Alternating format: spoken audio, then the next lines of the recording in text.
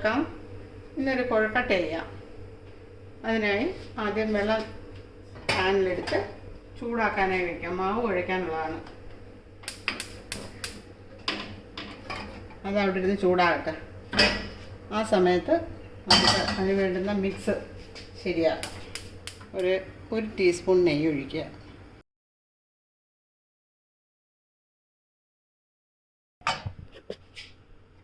ഒരു മുറി തേങ്ങയുടെ പകുതി തേങ്ങയാണ് ഞാൻ എടുത്തിരിക്കുന്നത്. എനിക്ക് കുറച്ച് ക്വാണ്ടിറ്റി മതി. കഴിക്കാനുള്ള ആളേ ഉള്ളൂ. നിങ്ങൾ എടുക്കുമ്പോൾ കൂടുതൽ എടുത്തോളൂ. മാവിനനുസരിച്ച് എടുക്കണം. കൂടുതൽ മാവും കൂടുതൽ തേങ്ങയും ബാക്കിയുള്ളതെല്ലാം.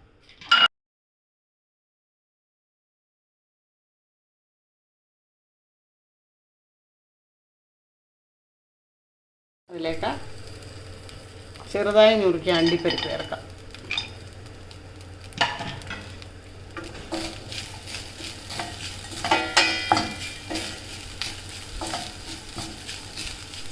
തേങ്ങയ്ക്ക് ആവശ്യമായ ശർക്കര ചുരണ്ടി വെച്ചത്,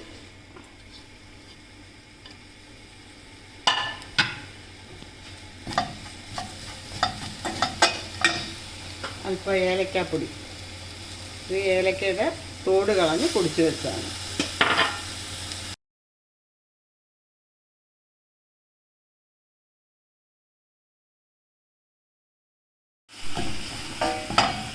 തേങ്ങയും ശർക്കരയും നെയ്യും എല്ലാം കൂടെ കിടന്ന് നല്ലൊരു മണം വരുന്നു, ഏലക്കയുടെയൊക്കെ. ഇനി അത് ശരിയായി ഓഫ് ചെയ്യാം. വെള്ളം തിളച്ച് ഇനി അത് ഓഫ് ചെയ്യാം. 1 കപ്പ് മാവാണ്, അപ്പത്തിൻ്റെ മാവ്, അതാണ് എടുത്തിരിക്കുന്നത്. അതിലേക്ക് ഒരു നുള്ള ഉപ്പ് ചേർക്കാം.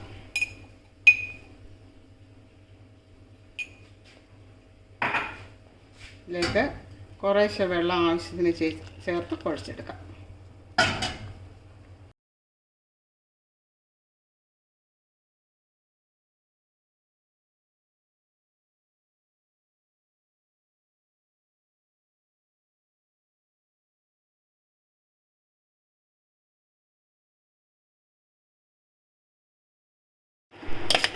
മാവിളക്കി വെള്ളമൊക്കെ കറക്റ്റിനേ ഉള്ളൂ.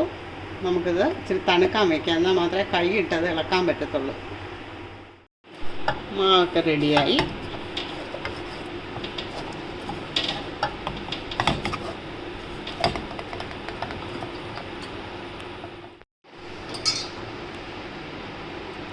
കയ്യിൽ ഇച്ചിരി വെള്ളം തൊട്ടിട്ട് ഇങ്ങനെ പരത്തുക. കൈ വെച്ച് കൈയുടെ വെള്ളയിൽ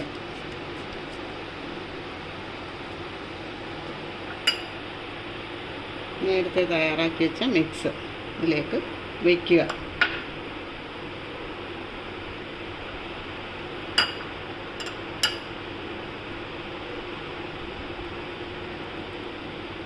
ഇത് ഇങ്ങനെ ചേർത്ത് ഒട്ടിച്ചാൽ മതി.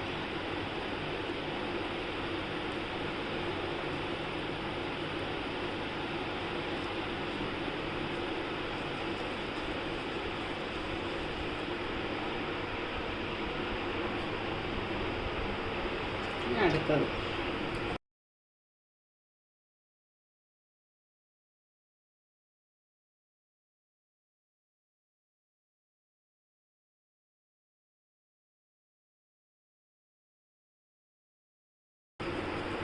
ഇങ്ങനെ ഒന്ന് ഉരുട്ടി കഴിയുമ്പോൾ നല്ല റൗണ്ട് ഷേപ്പ് കിട്ടും.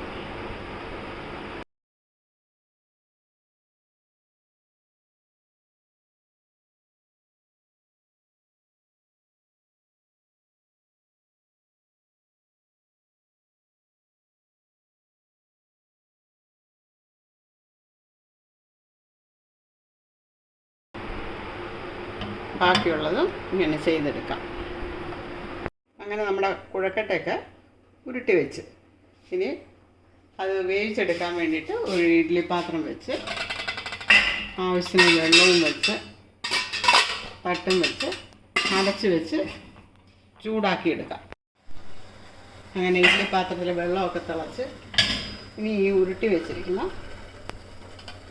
ഓരോന്നും എടുത്ത് അങ്ങോട്ട് വയ്ക്കാം.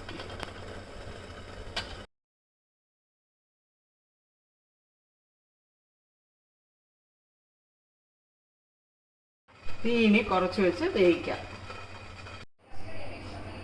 അങ്ങനെ കൊഴുക്കട്ടയൊക്കെ റെഡിയായി. നമുക്ക് തീ ഓഫ് ചെയ്യാം. ഇനി തണുത്തതിന് ശേഷം മറ്റൊരു പാത്രത്തിലേക്ക് മാറ്റാം. അങ്ങനെ നമ്മുടെ കൊഴുക്കട്ട ശരിയായി. നിങ്ങളെല്ലാവരും ചെയ്ത് നോക്കണം. എളുപ്പമാണ്.